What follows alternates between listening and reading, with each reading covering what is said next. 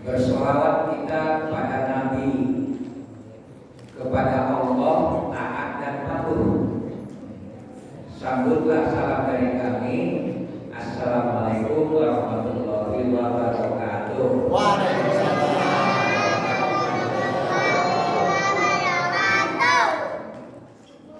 Ini harus disambung kantornya ya. Dari Batam ke Pulau Penyengat, terus menuju ke Pulau Galang. Jawab salam kurang semangat, maka salam saya ulang. Assalamualaikum warahmatullahi wabarakatuh.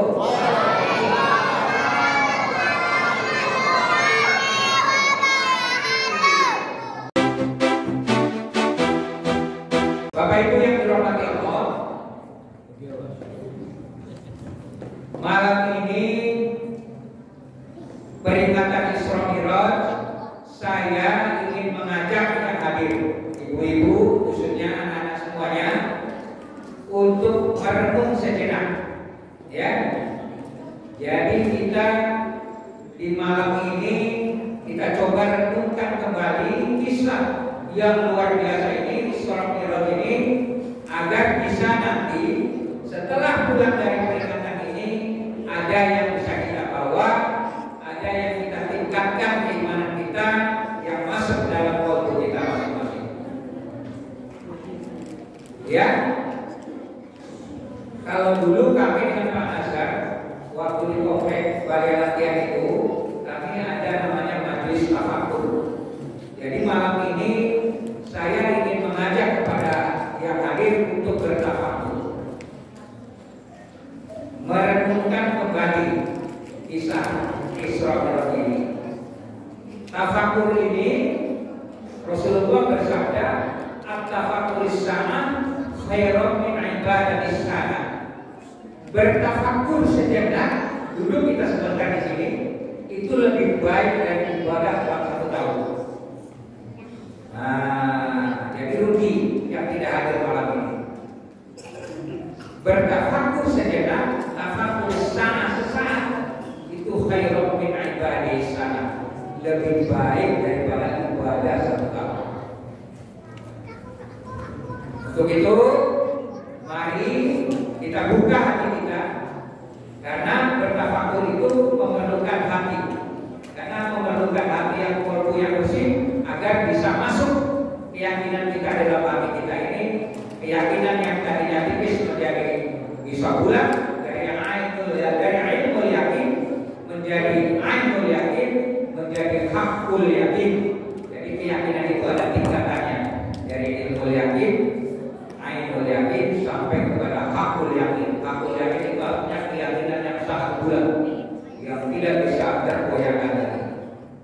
Berbeda dengan pengetahuan. Jadi kita di sini kalau bertafakur itu bukan mau mencari ilmu, bukan mencari pengetahuan.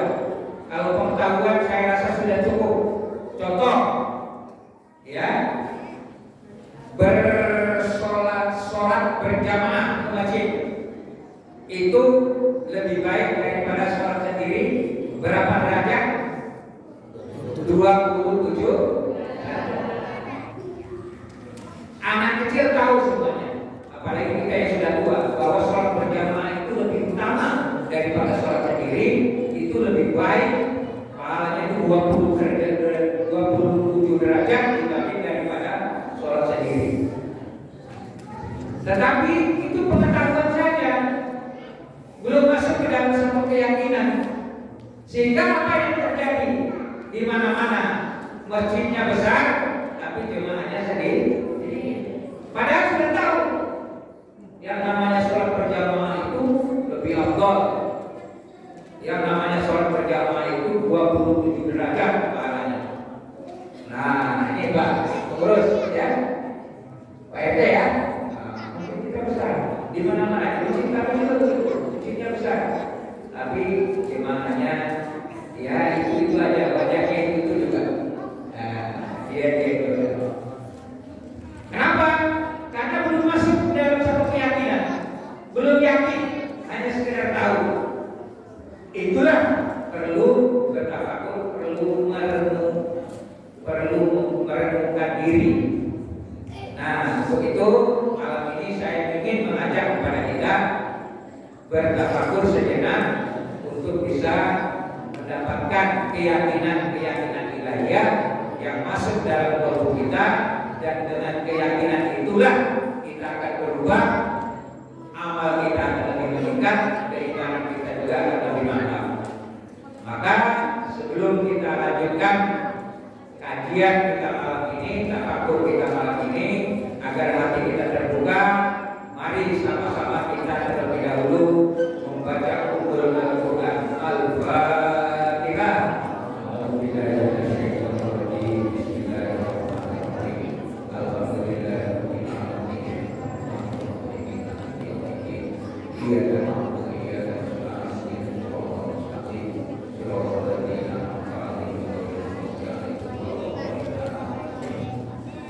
Ibu-ibu, bapak-bapak serta anak sekalian yang mudah-mudahan senantiasa berada dalam nama Allah Subhanahu wa Ta'ala. Dalam kita memperingati Isra Mi'raj ini ada 3 fase yang perlu saya sampaikan di sini terkait dengan Isra Mi'raj ini. Yang pertama itu masa-masa sebelum Nabi Isra Mi'raj. Jadi namanya, sebelum melaksanakan peristiwa Isra Mi'raj ini terjadi, ada namanya masa-masa Nabi. Kenapa Allah memanggil memberangkatkan Nabi, mengisrokan Nabi, kemudian menyerahkan Nabi ke langit yang ketujuh sampai Sidratul Muntaha. Jadi ada masa-masa sebelum itu, di mana masa-masa itu disebut dengan Amul Husni, tahun kesedihan, tahun duka cita yang dialami oleh Rasulullah. Ya, kenapa Rasulullah berduka, bersedih? Karena Rasulullah juga manusia biasa, manusia biasa yang pada tahun ke-10 kenabian itu Rasulullah ditinggalkan oleh istri tercinta Siti Khadijah. Siti Khadijah wafat, orang yang selama ini mendampingi Rasulullah, istri yang sangat setia, yang betul-betul membesarkan hati, menenangkan hati Rasul dalam perjuangan dakwah di Makkah. Sebagai saudagar yang kaya yang membantu Rasulullah, itu meninggal di tahun 10 Hijriah. Tentu Rasulullah bersedih sebagai manusia biasa. Tidak cukup dengan meninggalnya Siti Khadijah, juga disusul dengan meninggalnya pamannya Abu Thalib, juga di tahun yang sama.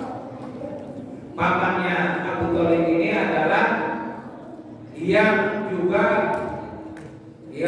sangat disegani oleh kaum Quraisy pada saat itu, sehingga Rasulullah dengan adanya pamannya ini itu terlindungi kemana-mana dakwahnya. Tidak berani para pembesar-pembesar Quraisy itu untuk menghina Rasulullah pada saat Abu Thalib masih hidup. Nah, beliau meninggal di tahun 10 Hijriah. Nah, disitulah Rasulullah bersedih atas meninggalnya orang yang selama ini melindungi beliau, yang selama ini mendampingi beliau. Di luar ada Abu Thalib, di rumah ada Siti Khadijah yang selalu menenangkan apapun permasalahan yang dialami oleh Rasulullah. Nah, dengan meninggalnya Abu Thalib dan Siti Khadijah ini, kaum kafir Quraisy bukan main memberikan tekanan kepada Rasulullah, menghina, mencaci maki Rasulullah, sehingga Rasulullah betul-betul tidak bisa lagi berdakwah di kota Mekah. Jadi masih sedikit sekali, 10 tahun kenabian itu penduduk Mekah itu masih paling banyak itu 20% yang memeluk Islam. Maka Rasulullah dengan ditemani seorang sahabatnya Zaid bin Harithah mencoba keluar kota Mekah untuk berdakwah, yaitu ke negeri Taif. Taif dari Makkah ke Taif itu sekitar berjarak antara ya 80 sampai 100 km. Jadi 100 km Rasulullah berjalan kaki menuju kota Taif dalam rangka untuk mengembangkan dakwah, karena di kota Makkah sudah tidak memungkinkan lagi Rasulullah untuk bisa mengembangkan dakwah.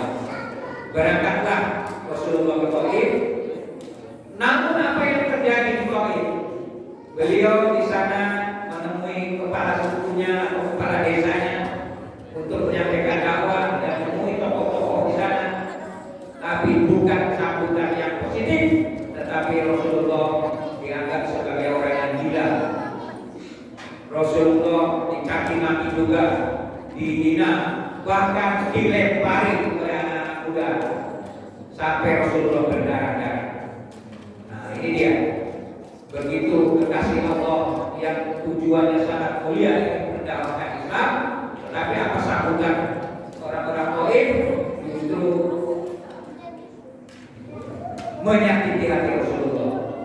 Maka Rasulullah akhirnya dengan bersedih kembali ke kota Makkah. Dalam perjalanan pulang Rasulullah beristirahat di sebuah kebun kurma. Di sana malaikat penjaga bukit-bukit itu menyampaikan kepada Rasulullah, ya Rasulullah, apakah Rasulullah bersedia kalau saya timpakan bukit-bukit ini kepada penduduk Taif yang telah menghina dan menyakiti Rasulullah? Apa jawab Rasulullah? Jangan lakukan itu, wahai malaikat. Sudah disakiti, bagaimana kalau kita disakiti dilempari seperti itu? Rasulullah yang jangan, mereka tidak tahu. Semoga nanti anak keturunannya nanti bisa melanjutkan perjuangan Islam nanti di kota Taif. Nah, begitu Rasulullah kekasih Allah dalam perjuangan Islam, tidak terdendam, tidak merasa tersakiti dengan seperti itu. Jadi artinya apa? Dari kisah sebelum perjalanan Isra Mi'raj ini bisa kita ambil pelajaran, ya, KRT, ambil pelajaran dari perjuangan Rasulullah yang begitu disayang oleh Allah, tapi kok perjuangannya tidak berhasil. Begitu tujuannya mulia kok tidak berhasil. Malah dicaci maki, dilempari. Nah, kita sering terjadi di dalam masyarakat ini. KRT mengajak pengurus masjid, mengajak warganya. Apa kata masyarakatnya? Itu pada PRT aja itu.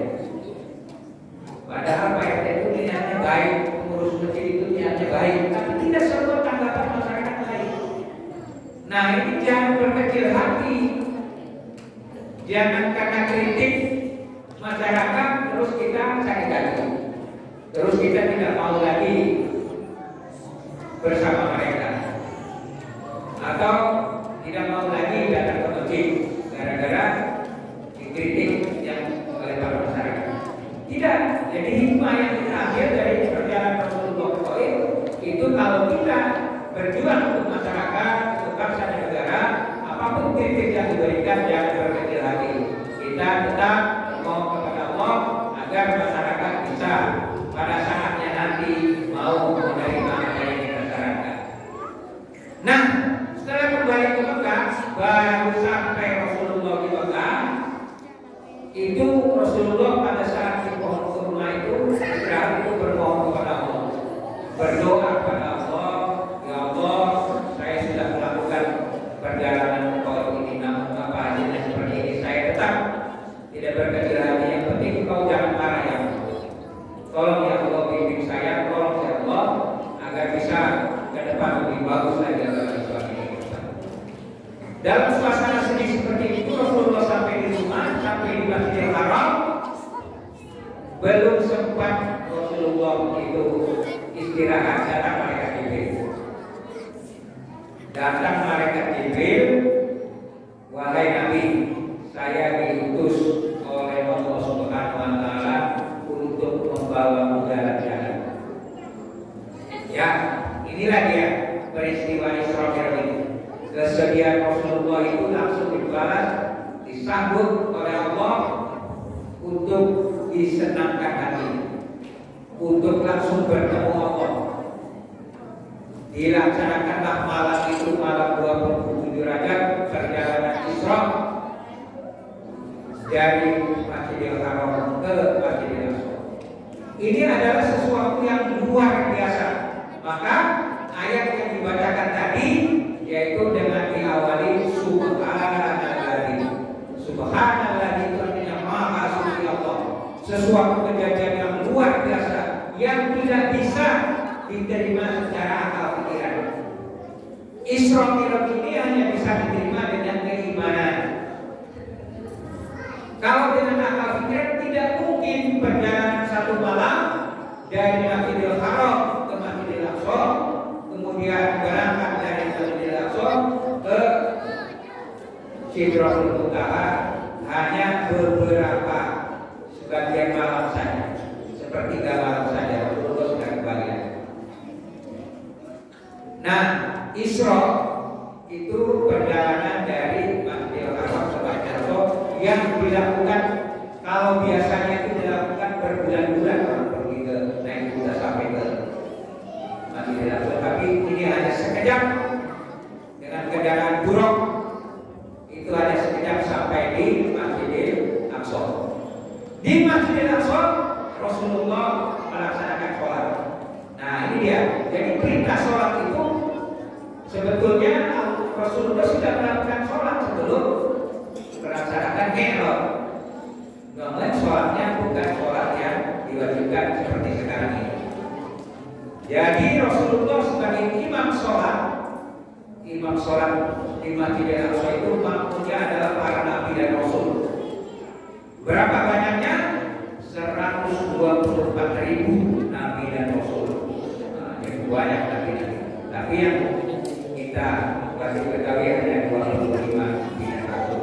Itu yang ada di dalam Al-Quran.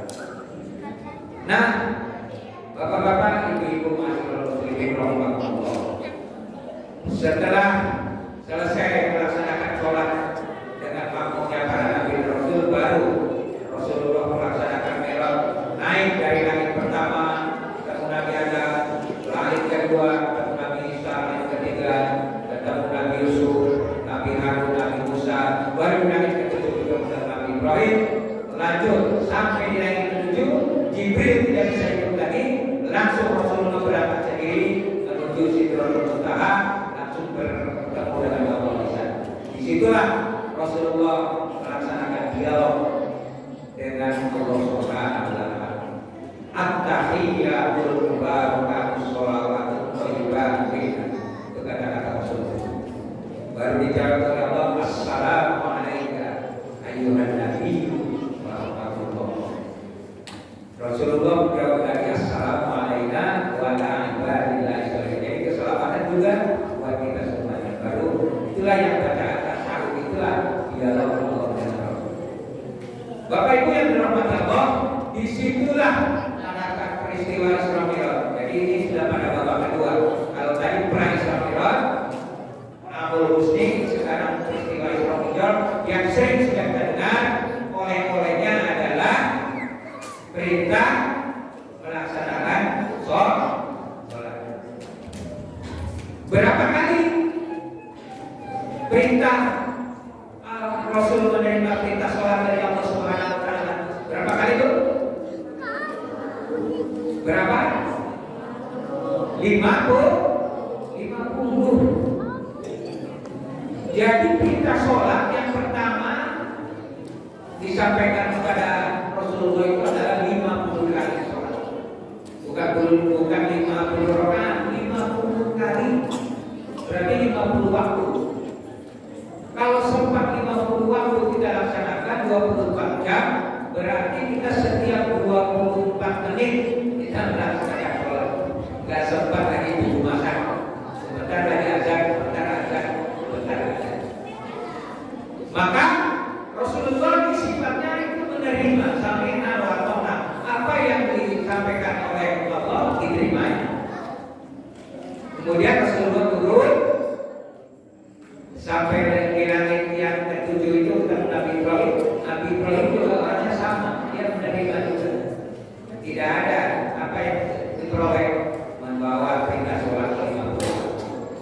begitu turun di langit yang keenam, Nabi bertemu Nabi Musa alaihissalam. Nah ini dia Musa. Musa ini adalah Nabi yang memang suka bertanya, suka protes, ya, suka pemberani, tidak begitu saja menerima. Apa yang kamu peroleh, Muhammad? Perintah sholat 50 waktu. Apa kata Nabi Musa? Tidak akan mampu umatku Muhammad. Umatku yang besar-besar pun tidak mampu. Maka kembalilah Allah untuk diberi keringanan. Jadi Nabi Musa dia mengajari Nabi Muhammad untuk meminta keringanan sholat dari 50 waktu agar diringankan. Nabi Muhammad berangkat lagi menghadap Allah, tolong ya Allah, umatku tidak akan mampu melaksanakan sholat 50 waktu. Maka diturunkan menjadi 45 waktu. Sampai kepada Nabi Musa ditanya lagi, tidak akan mampu, minta keringanan lagi. Akhirnya minta keringanan bolak-balik keringanan sampai akhirnya menjadi 5 waktu.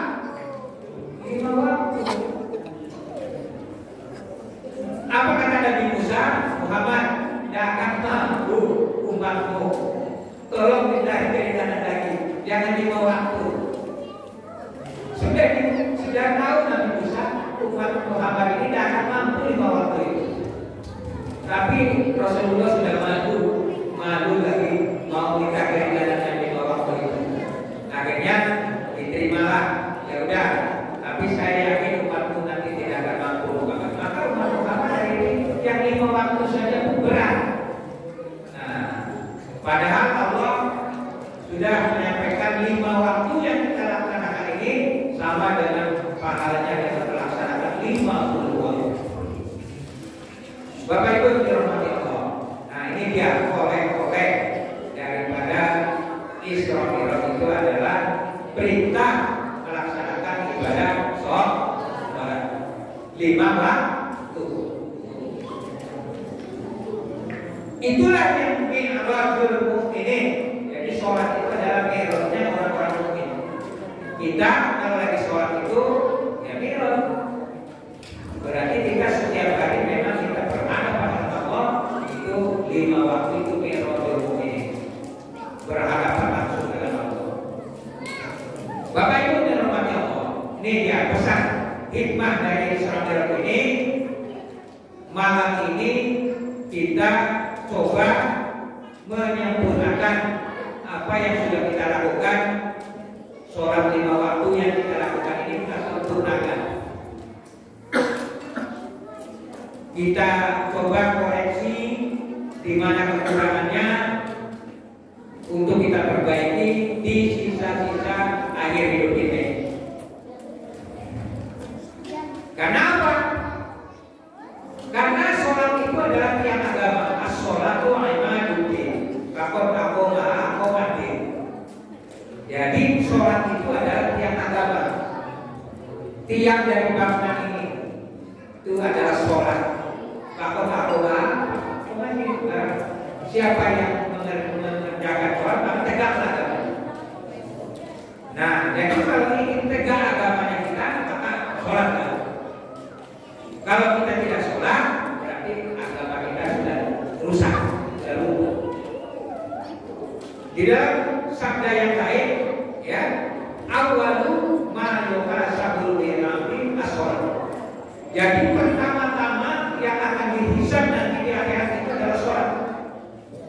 Ya, baik sholahan sa'il amali. Jadi kalau sholatnya bagus maka bagus amal. Tapi apa yang pasaran sa'il amali? Kalau memang sholatnya sudah rusak maka rusaklah semua amal ibadah kita.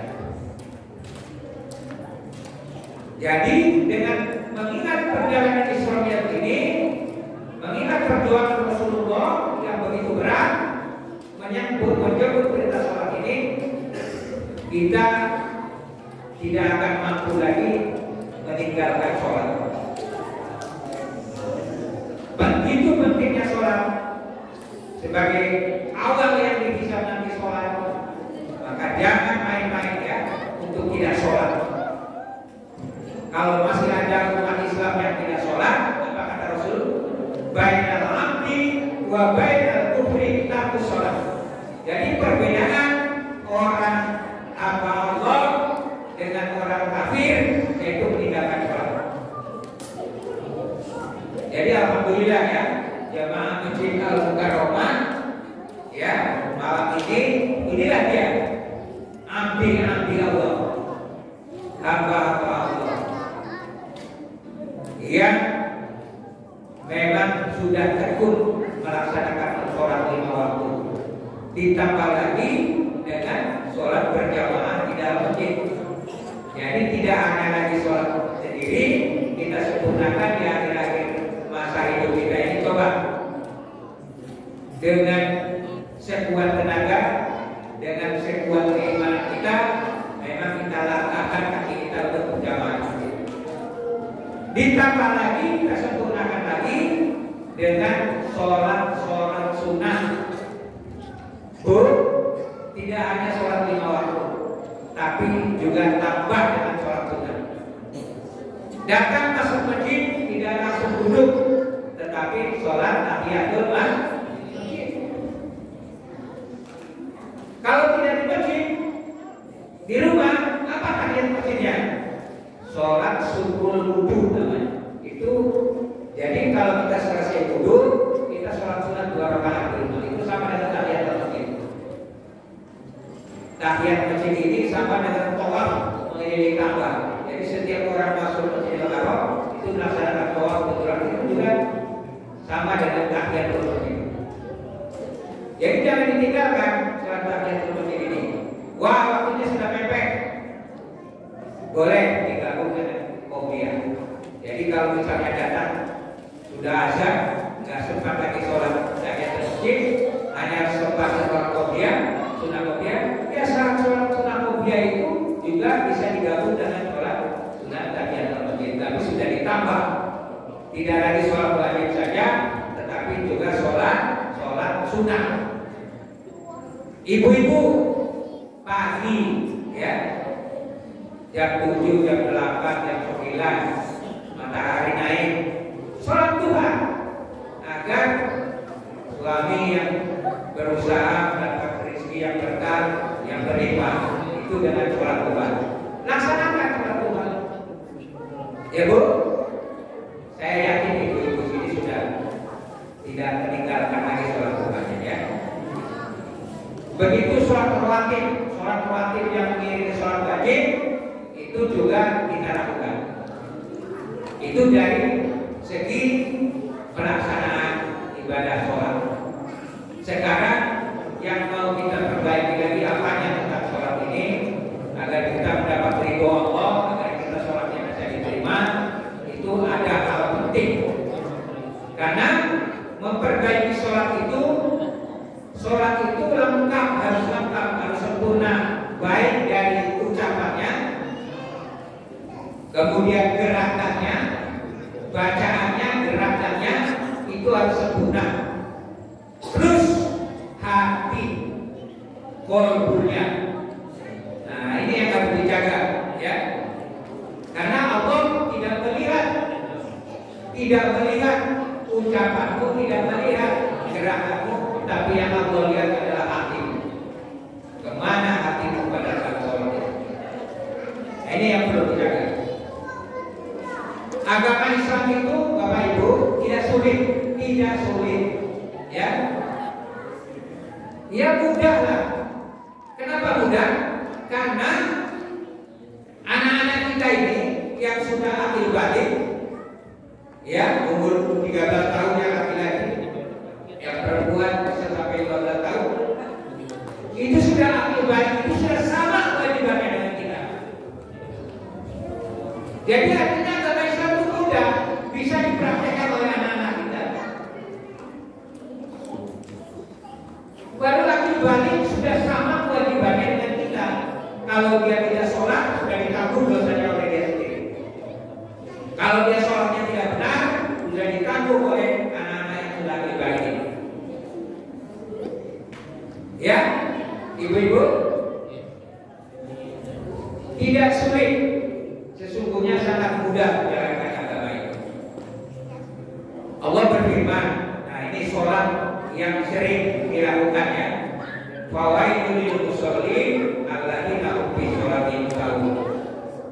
Celakalah bagi orang yang sholat.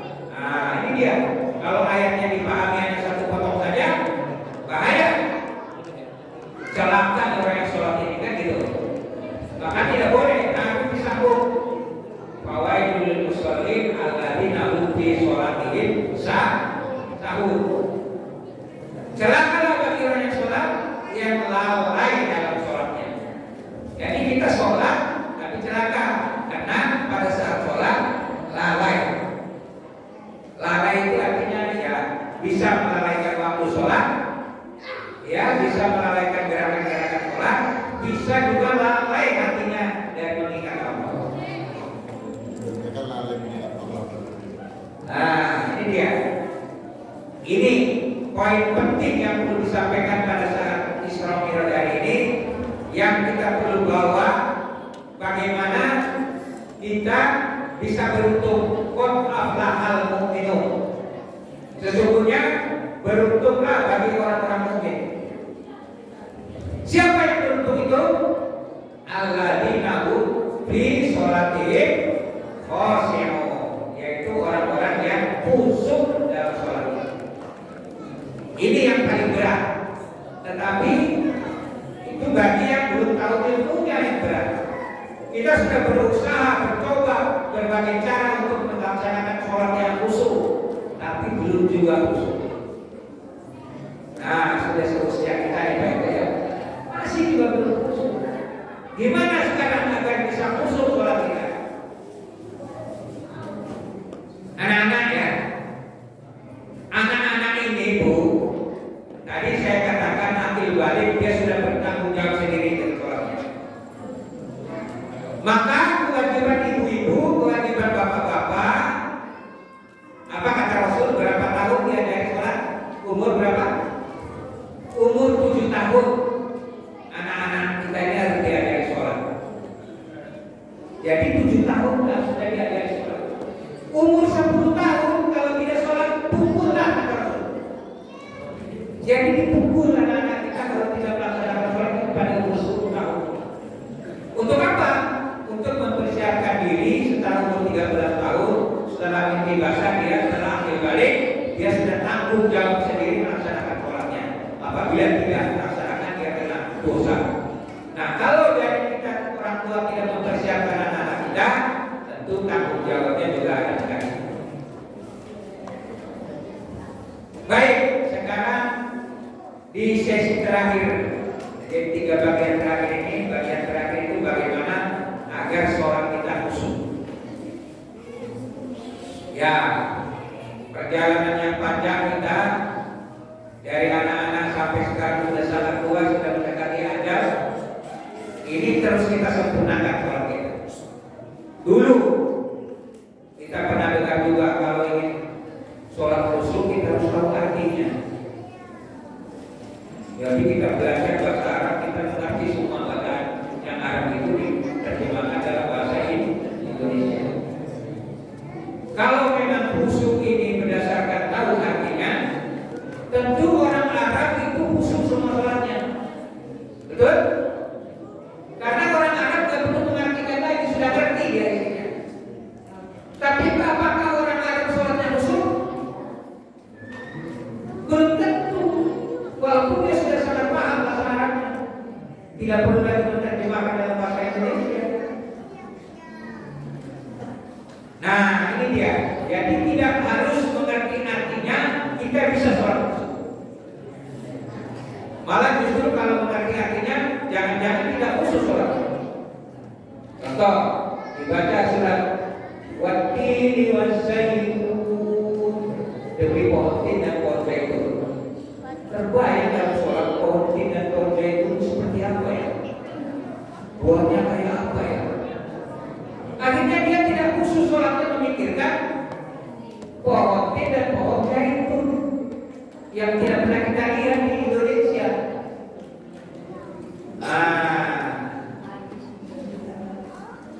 Bapak Ibu yang dirahmati Allah, sekarang pertanyaannya bagaimana Ustaz agar sholat kita khusyuk? Kita kembali kepada Al-Quran. Al-Quran sudah mengatakan mengajarkan kepada kita di dalam surat Toha ayat 14. Surat apa, Bu? Surat Toha ayat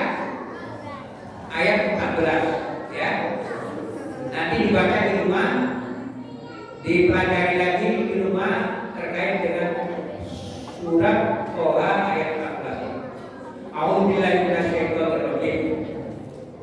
Innani anallah la ilaha illa ana fa'budni wa aqimis sholata li dzikri.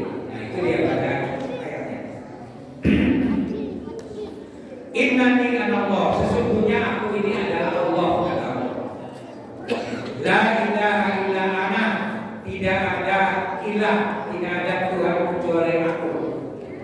Fa'budni, maka sembahlah aku, kata Allah. Bagaimana kita Allah? Aqimis sholata li dzikri, dirikanlah sholat untuk mengingatku. Nah, ini dia kuncinya. Aqimis sholata li dzikri. Jadi tujuan kita sholat, ibu-ibu, Bu, tujuan kita sholat itu tidak ada yang lain. Aqimis sholata li dzikri, dirikanlah sholat untuk mengingatku. Jadi kita sholat itu tujuannya untuk mengingat Allah. Tidak ada tujuan yang lain dari sholat. Jadi kalau ditanya untuk apa sholat, ya untuk mengingat Allah. Mana dalilnya? Mana ayatnya? Aqimis sholata li dzikri, dirikan sholat untuk mengingatku. Nah, dengan mempraktekkan ayat ini, anak kecil pun juga sudah bisa sholat khusyuk. Dari mulai takbir Allahu Akbar, camkan di hati, hanya ingat Allah. Tidak ada yang lain yang diingat. Memang pada saat Allahu Akbar kita semuanya ingat Allah. Nah, setelah itu sudah mulai ingat yang lain. Nah, ya, ingat kunci yang hilang, ya, ingat pada saat ibu-ibu mungkin lagi masaknya dulu, masaknya dari mana, dari tidak begini. Ingat anak pula, anak tadi mau pulang sekolah yang belum juga pulang juga. Dari sholat. Nah, itu artinya lalai dalam sholatnya. Makanya harus kita latih, aqimis sholata li dzikri. Coba mulai malam ini, mulai nanti sholat malam, tak ada lagi kita mengingat yang lain kecuali hanya mengingat Allah. Bagaimana cara mengingat Allah? Innani anallah, kata Allah. Aku ini adalah Allah. Jadi Allah menyebut dirinya itu, namanya itu Allah. Maka kalau kita ingat seseorang, maka kita sebut namanya. Kalau saya ingat Pak Nazar, begitu saya sebut nama Nazar, saya ingat Pak Nazar. Begitu saya sebut nama Pak Yusni, saya ingat dia. Jadi kalau untuk mengingat Allah, sebutlah Allah. Sebutlah Allah dalam hatimu. Nah, ini yang harus kita latih. Jadi hati kita ini bagaimana selalu menyebut Allah. Allah,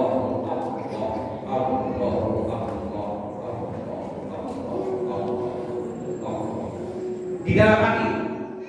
Kalau mulutnya silakan baca Al-Fatihah, tapi tetap hatinya Allah.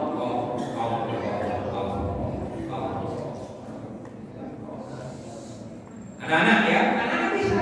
Makanya agama Islam pun mudah, bisa semuanya. Hanya mengingat Allah. Jadi sholat itu hanya untuk mengingat Allah. Bagaimana cara mengingatnya? Sebut namanya. Sebut terus namanya. Begitu lalai, kembali lagi sebut lagi. Maka zikir kita yang pertama setelah sholat apa yang dibaca? Setelah assalamualaikum, assalamualaikum Pak Imam tadi, zikirnya apa yang dibaca?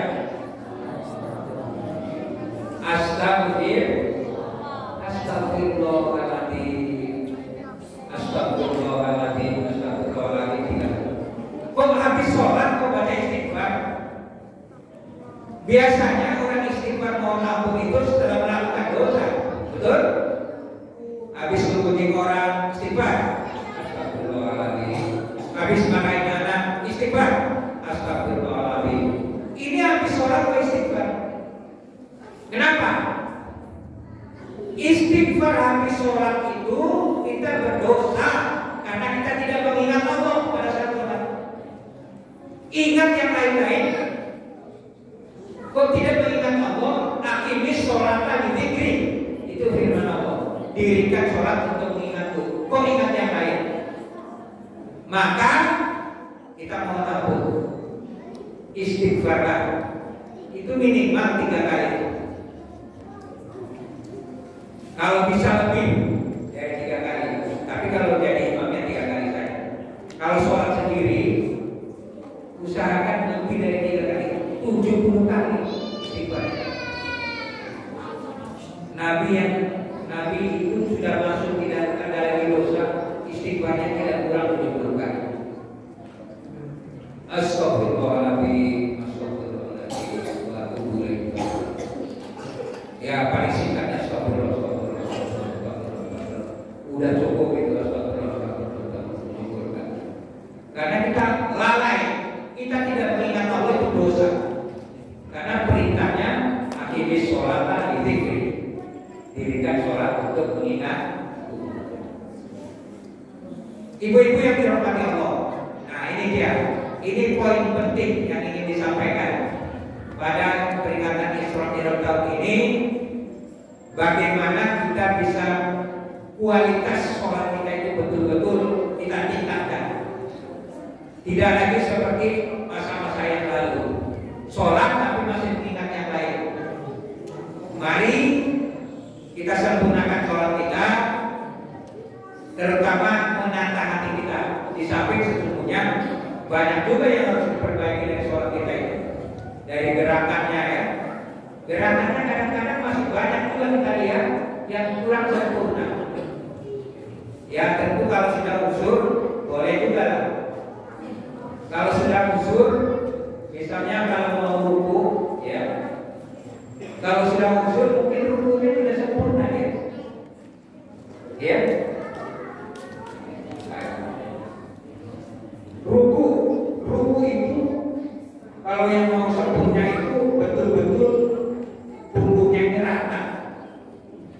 Jadi kalau begini itu tidak ruku, ya Bu. Ini membelakang ibu betul ya. Kalau gini tidak ruku. Ruku itu pas tangan kita ini pegang lutut. Tangan kita ini pegang lutut, lurus, jangan dibengkokkan. Jangan di bawah lutut, pas lutut saja. Kemudian pandangan kita di tempat sujud. Nah, coba lihat punggung saya kira-kira lurus kan? Lurus. Udah otomatis sudah ukuran tangan. Tidak ada tangan yang kepanjangan. Asal sudah di lutut pegangnya, pandangannya ke tempat sujud itu rukunya sudah sempurna. Jangan begini, jangan begini. Nah, jadi ruku. Itu dari gerakan bawah hati tadi. Walaupun dalam ruku, dalam sujud, dalam tahiyat, semuanya hatinya tetap melihat hanya melihat Allah. Kemudian waktu sujud lagi. Nah ini dia, masih banyak di antara kita sujudnya juga kurang sempurna. Rukun sujud itu ada 7 anggota yang harus nempel di tempat sujud. Apa itu 7 anggota? 2 telapak tangan, ya. Kemudian 2 lutut, kemudian jari kaki, kemudian ini jidat kita. Ini harus sempurna, harus nempel di tempat sujud. Jangan ada yang menghalangi. Contoh, kalau misalnya peci saya begini, ya, sujud, itu jelas peci saya menghalangi jidat saya. Jangankan peci,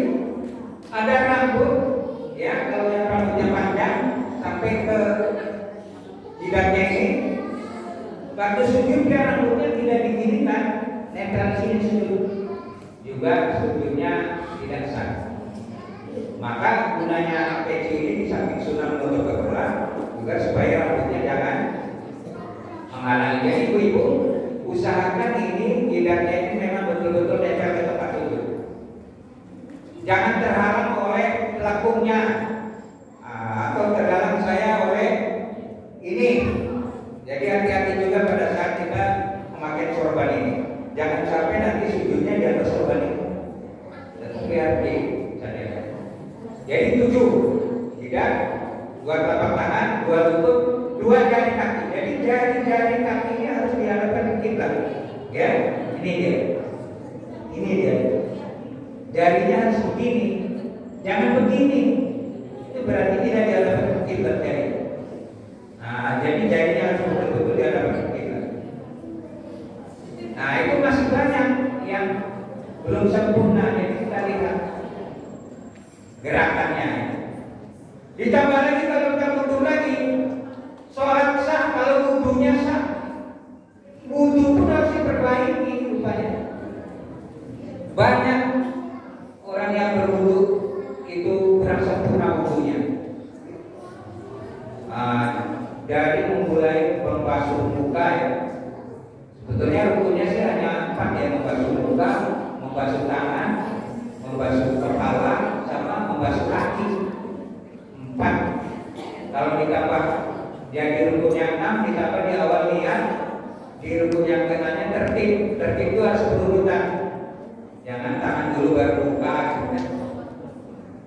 Ditambah lagi rukun wudu itu yang tidak tersebut di dalam rukun yang 6 tadi itu kalau dalam bahasa apanya itu harus dalam satu tempat. Jadi dalam satu keran kita wudu ya, dari mulai cuci muka sampai cuci kaki itu di keran yang satu itu. Jangan pula waktu membasuh muka di keran yang sini,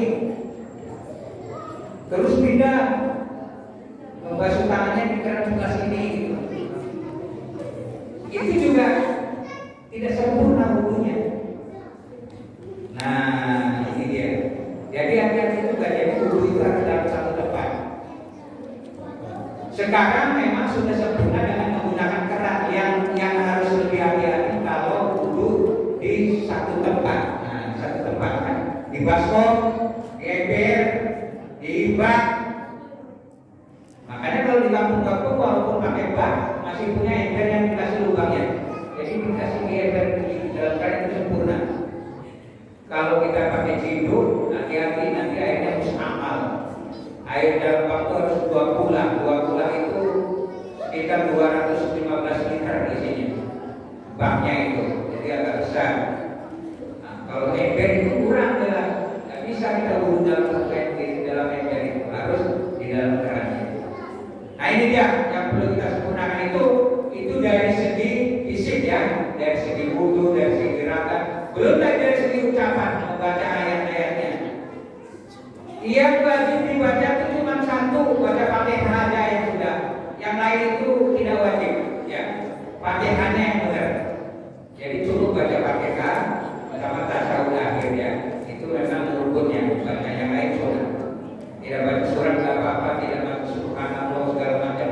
Yang penting itu bisa dari dengan baca Fatihah. Yang harus dijaga betul ya tadi. Kita betul-betul besok mulai sholat malam latih aqimis sholata lidzikri. Jadi nanti dibaca surat Toha ayat 14 dibaca lagi di rumah. Ya tafsirnya bagaimana kita bisa melaksanakan sholat yang khusyuk itu dengan mengingat Allah dari mulai takbir sampai salam. Baru itu betul-betul kita bisa khusyuk walaupun kita tidak mengerti bacaan Al-Qur'annya. Nah, Bapak Ibu yang dirahmati Allah, inilah kira-kira yang perlu disampaikan pada Isra Mi'raj malam ini. Mudah-mudahan pulang kita bisa betul-betul memperbaiki diri kita, memperbaiki keluarga kita, anak kita ya. Ini anak-anak kita perlu betul-betul dididik, diajari agar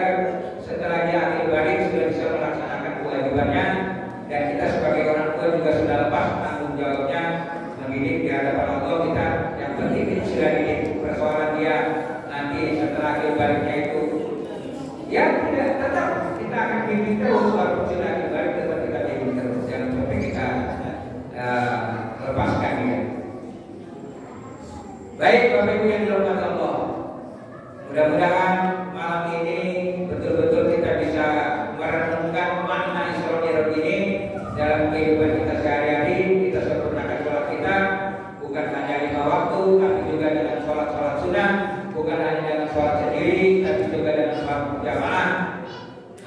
Menancapkan keyakinan di dalam hati bahwa sholat jamaah itu memang lebih baik daripada sholat sendiri, sehingga kita berusaha sekuat tenaga masuk ke dalam masjid, terutama waktu subuh kan.